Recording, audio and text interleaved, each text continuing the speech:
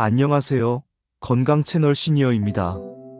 여러분, 지금까지 9편에 걸쳐 숨참의 다양한 원인과 치료 이야기를 들려드렸습니다. 그런데 궁금하지 않으셨나요? 계단 오르기가 다시 편해진 분들은 대체 무엇을 했을까?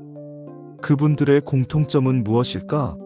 오늘은 시리즈 마지막 편으로 실제로 숨참을 극복하고 계단이 다시 편해진 네 분의 어르신들이 공통적으로 실천하신 4가지 핵심 습관을 정리해서 말씀드리겠습니다. 나이 탓만 하지 않고 꾸준히 실천해서 다시 건강을 되찾은 그 비결, 지금부터 함께 들어보시죠. 안녕하세요 여러분. 저는 이번 시리즈를 진행하면서 정말 많은 어르신들을 만났습니다. 계단 오르기가 힘들어서 고생하시다가 원인을 찾고 치료받고 다시 건강을 되찾으신 분들이죠. 그분들의 이야기를 들으면서 발견한 게 있었어요. 원인과 치료 방법은 각자 달랐지만 회복 과정에서 공통적으로 실천하신 습관들이 있더라고요. 그게 바로 오늘 말씀드릴 4가지 핵심 습관입니다. 첫 번째 분은 구미에서 만난 박영숙 할머니셨어요.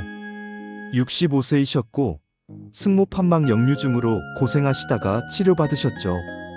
두 번째 분은 부산의 이철수 어르신 71세셨고 협심증을 극복하셨습니다.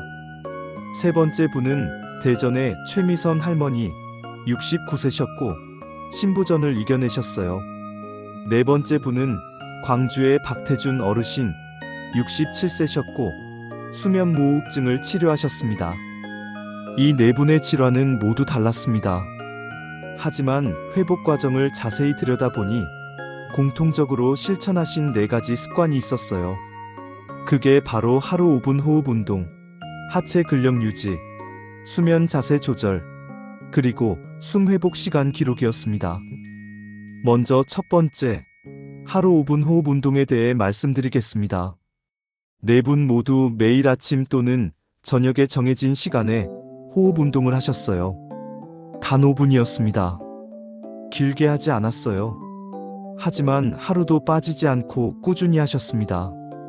박영숙 할머니는 매일 아침 6시 30분에 일어나서 침대에 앉아서 호흡 운동을 하셨어요. 방법은 정말 간단했습니다. 코로 천천히 4초 동안 숨을 들이마시고 4초 동안 숨을 멈추고 6초 동안 입으로 천천히 내쉬는 거예요. 이걸 10번 반복하면 딱 5분 정도 걸렸습니다.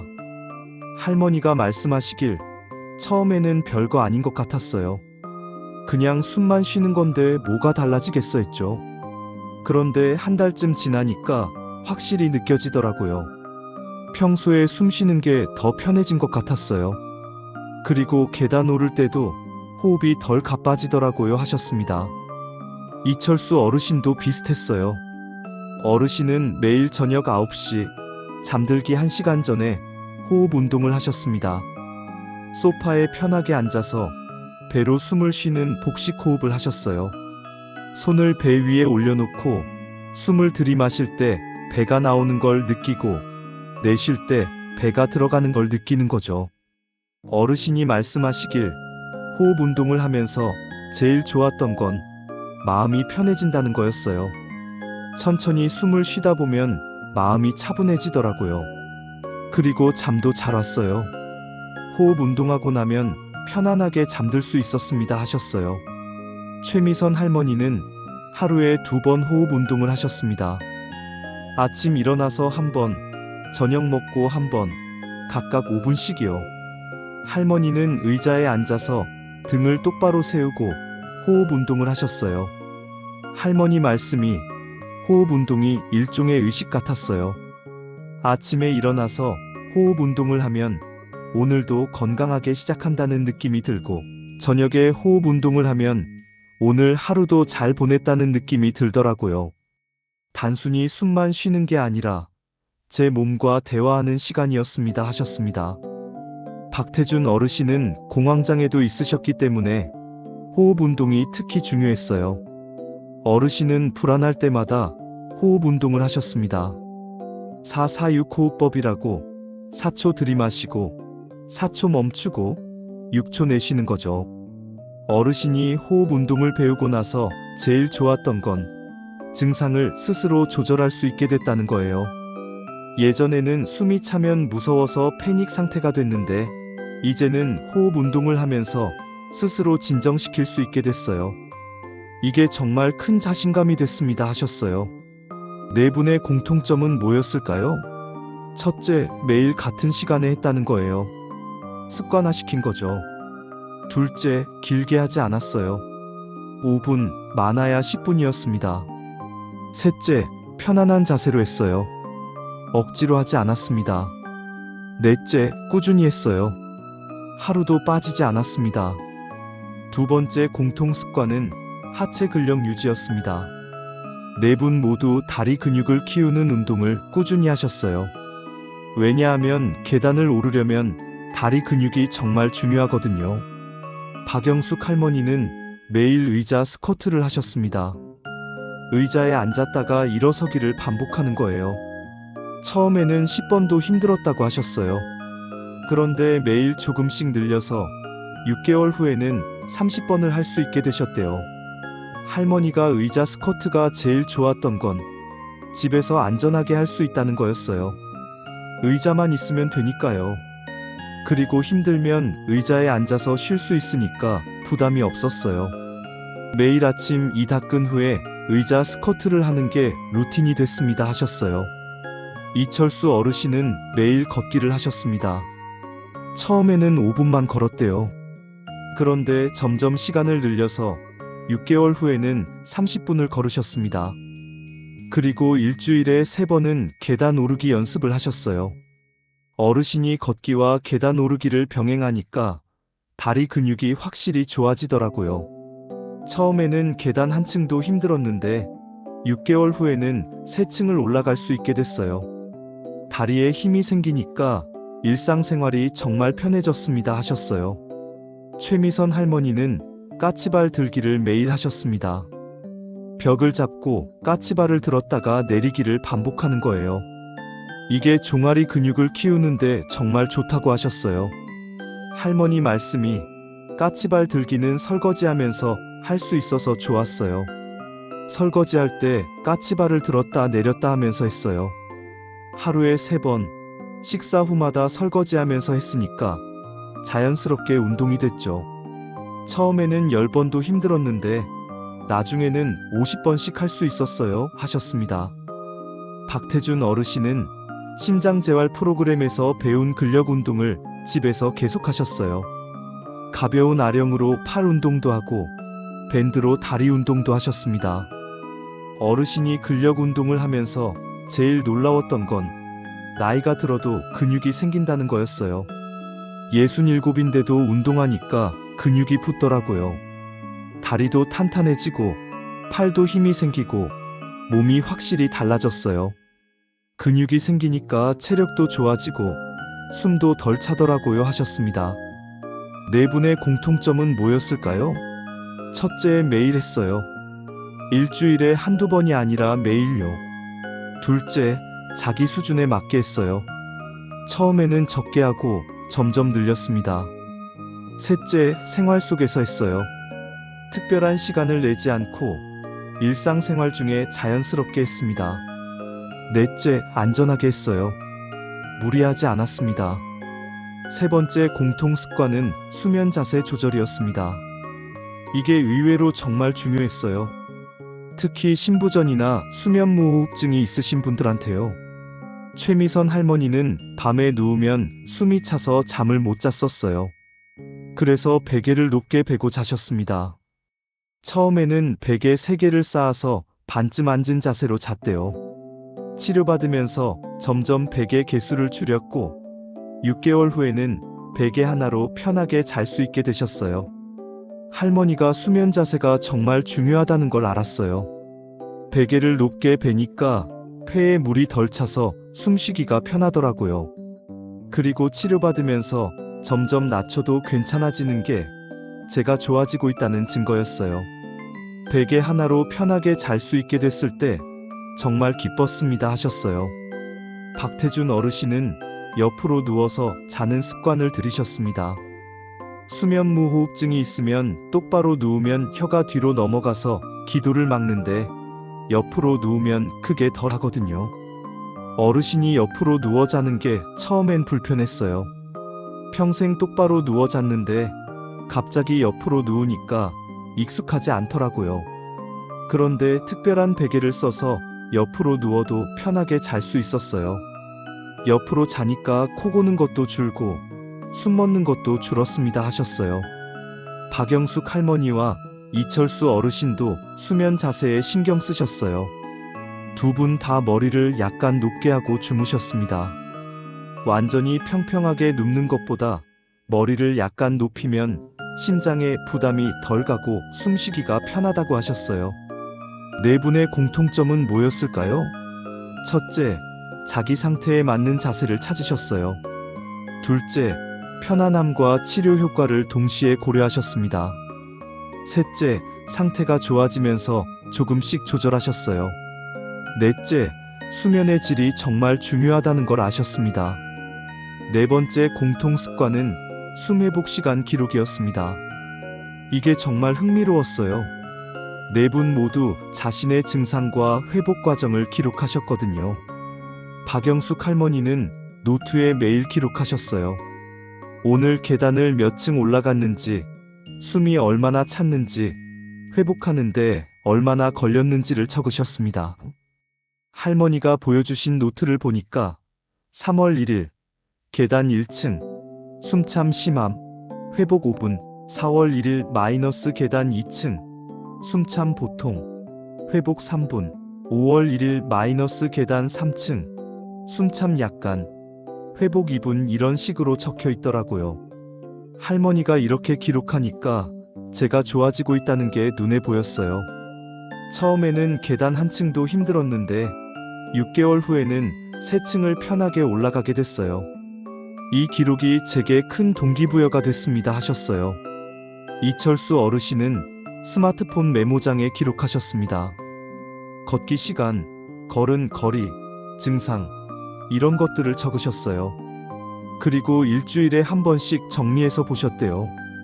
어르신이 기록을 보니까 패턴이 보이더라고요. 운동을 많이 한 날은 다음날 컨디션이 좋고, 운동을 안 한 날은 다음날 숨이 더 차고 이런 패턴이요. 그래서 꾸준히 운동해야 한다는 걸 확실히 알게 됐어요 하셨습니다. 최미선 할머니는 달력에 스티커를 붙이셨어요. 운동한 날은 파란 스티커, 숨이 편했던 날은 노란 스티커, 이런 식으로요. 한 달이 지나면 달력을 보면서 자신의 상태를 확인하셨대요. 할머니가 스티커 붙이는 게 재미있었어요. 마치 어렸을 때 스티커 모으는 것처럼요. 노란 스티커가 많아질수록 제가 좋아지고 있다는 거니까 정말 기뻤어요.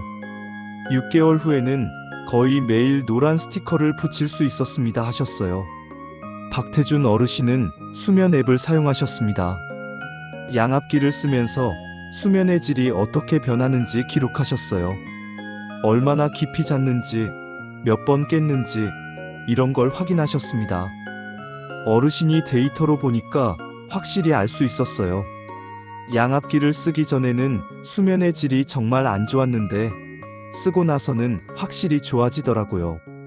깊은 수면 시간이 늘고 깨는 횟수가 줄고 이런 게 다 수치로 나오니까 동기부여가 됐어요 하셨습니다. 네 분의 공통점은 뭐였을까요? 첫째, 자기만의 방법으로 기록하셨어요. 노트든 스마트폰이든 달력이든 자기한테 편한 방법으로요. 둘째, 꾸준히 기록하셨습니다. 하루 이틀이 아니라 몇 달 동안요. 셋째, 기록을 돌아보셨어요. 그냥 쓰기만 하는 게 아니라 주기적으로 확인하셨습니다. 넷째, 기록이 동기부여가 됐어요. 좋아지는 게 보이니까 더 열심히 하게 되셨대요. 여러분, 이 네 가지 습관을 정리해 볼까요?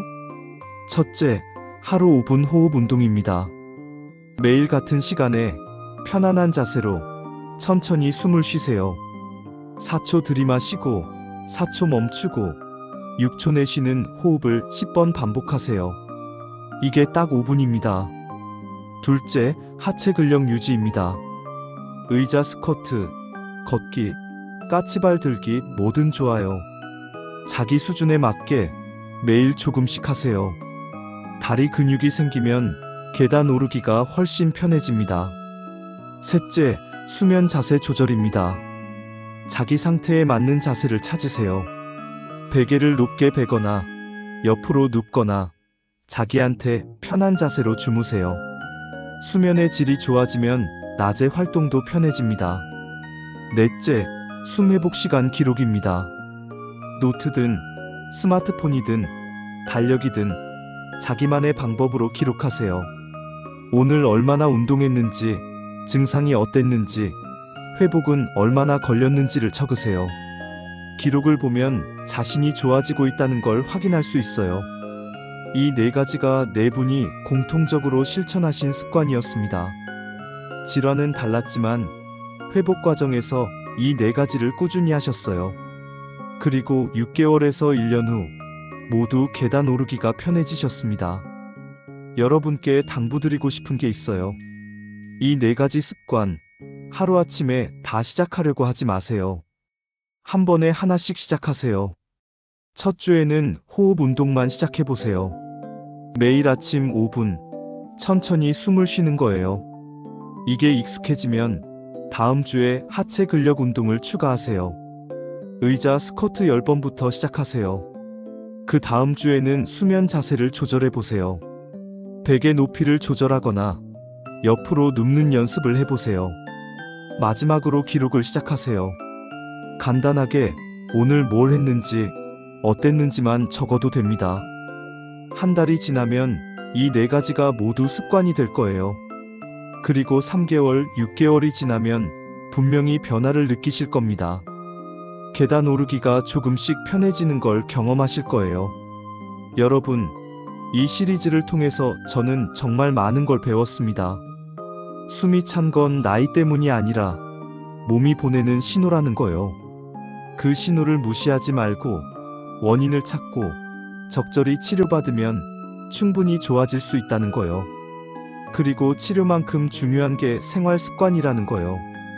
네 분이 보여주신 것처럼 간단한 습관들을 꾸준히 실천하면 큰 변화를 만들 수 있어요. 여러분도 할 수 있습니다. 나이는 핑계가 아니에요. 60이든 70이든 80이든 꾸준히 실천하면 분명히 좋아집니다. 오늘부터 시작해보세요. 호흡 운동 5분, 의자 스쿼트 10번. 이것만으로도 충분합니다. 작게 시작해서 꾸준히 하는 게 중요해요. 그리고 기록하세요. 오늘 뭘 했는지, 어땠는지 간단하게 적으세요. 한 달 후에 돌아보면 분명히 변화가 보일 거예요. 계단이 다시 편해진 그날을 상상해보세요. 숨 안 차고 편하게 한층 한층 올라가는 모습을요. 그게 불가능한 꿈이 아니에요. 충분히 가능한 현실입니다. 네 분이 해내셨어요. 여러분도 하실 수 있어요. 포기하지 마세요. 꾸준히 실천하세요. 그러면 분명히 계단이 다시 편해지는 날이 옵니다. 건강한 호흡, 튼튼한 다리, 편안한 수면, 그리고 꾸준한 기록. 이 네 가지가 여러분의 계단을 다시 편하게 만들어줄 겁니다. 함께 건강하게 나이 들어가요. 계단을 편하게 오르면서 활동적으로 행복하게 말이에요. 여러분, 오늘 준비한 이야기 어떠셨나요? 계단이 다시 편해진 네 분의 어르신들이 공통적으로 실천하신 네 가지 습관, 정말 실용적이고 따라하기 쉽지 않나요? 하루 5분 호흡 운동, 하체 근력 유지, 수면 자세 조절, 숨 회복 시간 기록. 이 네 가지만 꾸준히 실천해도 큰 변화를 만들 수 있습니다. 질환은 달라도 회복의 원리는 같습니다. 꾸준한 실천이 답입니다. 지금까지 10편에 걸쳐 숨과 가슴이 보내는 신호에 대해 말씀드렸습니다. 계단 숨참, 평지는 괜찮은데 계단만 힘든 경우, 가슴 조이는 숨참, 밤에 누우면 숨참, 아침에 숨참, 숨차고 다리 무거움, 검사 정상인데? 숨참과 불안, 활동 회피의 독, 그리고 오늘 회복의 공통 습관까지. 이 모든 이야기가 전하고 싶었던 메시지는 하나입니다. 숨이 찬 건 나이 때문이 아니라 몸이 보내는 신호입니다. 그 신호를 듣고 원인을 찾고 치료받고 꾸준히 실천하면 누구나 다시 건강을 되찾을 수 있습니다.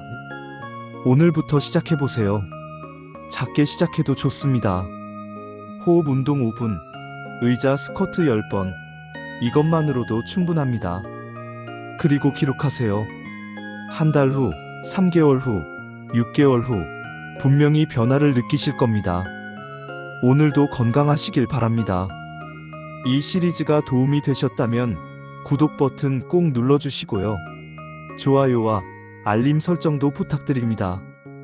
여러분의 소중한 건강 이야기나 궁금한 점이 있으시면 댓글로 남겨주세요. 앞으로도 유익한 건강 이야기로 찾아뵙겠습니다. 건강 채널 시니어였습니다.